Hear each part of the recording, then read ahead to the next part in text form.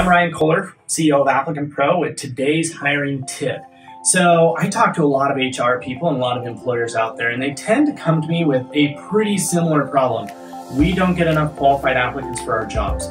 Seems to be kind of a repeating process over and over and over again. Common complaint, no matter where I go, there's never enough applicants.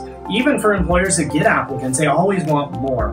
And so I've come up with a different approach to find qualified applicants for your job who aren't actually looking for it right now. We'll call this predicting future job applicants.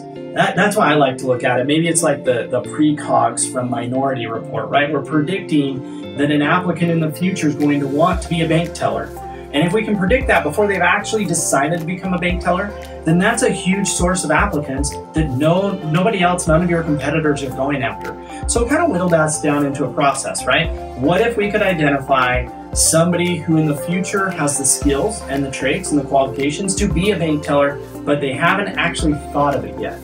That would be a great problem to solve. So we built a little process for how we do this. Step one, we're gonna go and find the resumes and LinkedIn profiles of people currently doing the job. Now, hopefully that would be our applicants or our employees, but you could get a bigger pool of talent by expanding that, use Indeed's resume database, use LinkedIn, use anywhere that you can get resumes, right? If you have an applicant tracking system like ApplicantPro, you could go and dig through all the people who have in the past been a bank teller. So that's step one.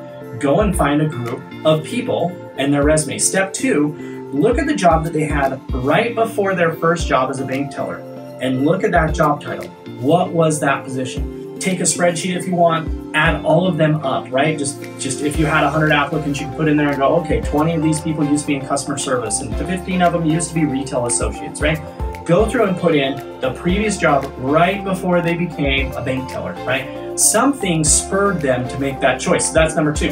Number three, choose or identify what kind of keywords they would be searching for. Now, these aren't the keywords of a job seeker searching to be a bank teller, because that's different. If I target my job ad to the word bank teller, clearly that's somebody who probably already is a teller, which is good, right? That's a good source. We'll call those active current applicants. But we're missing out on all these people who've never even thought that becoming a teller is a pathway for them. So we instead need to focus on keywords that those individuals would be typing in. We find those keywords by looking at their resume, by looking at their skills, as far as, again, the skills on the job that they had right before becoming a teller. So it might be customer service, it might be working with money or money handling experience, those types of things. We want to know these keywords so we can go and write the ad to attract them. Number four, which is a little bit of psychology here, right? Identify what caused them to decide to switch. What is it about your job or your job type, bank teller, that would make somebody in one of those previous jobs decide that that was a good career move for them, right? What is it about that job? Because in your normal ad, you might be taking for granted that everybody who's currently a bank teller knows things about that job. But these individuals we're targeting, they're people who've never actually thought of becoming that job. So we need to identify what would make them switch. And in the final part, write an ad that speaks to those people and really pitches the job as a career move for them. So let's roll back and let's look at that bank teller idea, or credit union teller, whichever one you are, right? Kind of the same job. I've done studies on, oh goodness, hundreds of resumes of bank tellers and credit union tellers. The top three jobs that those individuals had before they became a bank teller were either fast food, like a restaurant worker, retail associate, like working in the mall at the Gap or some retail store, or a customer service job. Right? So let's look at those first two, right? And we can go through the same process, right?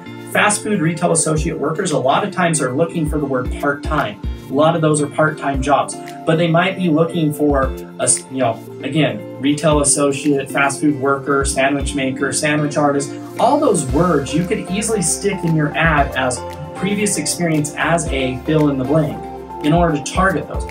But the real one to really think about is what would make them want to switch. If I worked at McDonald's, right, and I'm a college-age kid and I go home at Christmas time and I'm going there to see my family and they say, hey, how's college going? What do you do for work? And me, college-age Ryan, gets to say, I work at McDonald's. There's a couple problems with that, nothing against McDonald's, but it's not really a prestigious job for a kid in college, or a kid period, especially as they're growing and getting near the end of college. Doesn't sound very prestigious. I smell like hamburgers and french fries all day long. That's number two. The work schedule is terrible, especially if you look at that retail associate at the Gap. I might not even be home for Christmas, right? Definitely not for Thanksgiving, because I work every weekend, every holiday, on Black Friday, on that period of time between Thanksgiving and Christmas when all my buddies from college are going on vacations because they're out of school. I'm stuck working because it's the busiest time of the year. So prestige, work schedule, the idea that it's a career path or that it will look good on my resume. Nothing against working at McDonald's, but it's not the same as working at Wells Fargo when it comes to getting that job out of college. So those are my kind of 3 or 4 main reasons why somebody who's currently in fast food or retail might find bank teller attractive. Holidays off, evenings off, weekends off, right? Those are all really cool things that us corporate people take for granted. But somebody who works in retail, somebody who works in fast food, they don't take that for granted. They'd like to be hanging out with their friends. So when I go write my ad for my bank teller position, I could write the ad that you have right now, which probably attracts a lot of people who are currently bank tellers. But if I want to attract people in retail, people in fast food, people in customer service, I instead need to write an ad that pitches to them why they should want to become a bank teller. Then why they should want to become a bank teller with us. You see, 2 different themes, right? Why do you want to become a bank teller, period? And why do you want to become one with us? So that pitch might be talking about weekends off and holidays off, tuition reimbursement, the idea that it's prestigious, the idea that there's upward mobility, the idea that it could look good on your resume. All of those are reasons in the job ad for how you pitch a job to somebody who's never thought about applying for that job in the past. But again, thanks for watching our video. Check out applicantpro.com/tools. We actually have a little step-by-step guide there that walks through how to run this process, how to look at previous resumes, how to identify the jobs that they had, links to keyword tools so you can research popular keyword searches, as well as an ad writing outline that will help you actually write an ad that will attract and engage and sell your job to these job seekers. But have a great day and good luck hiring.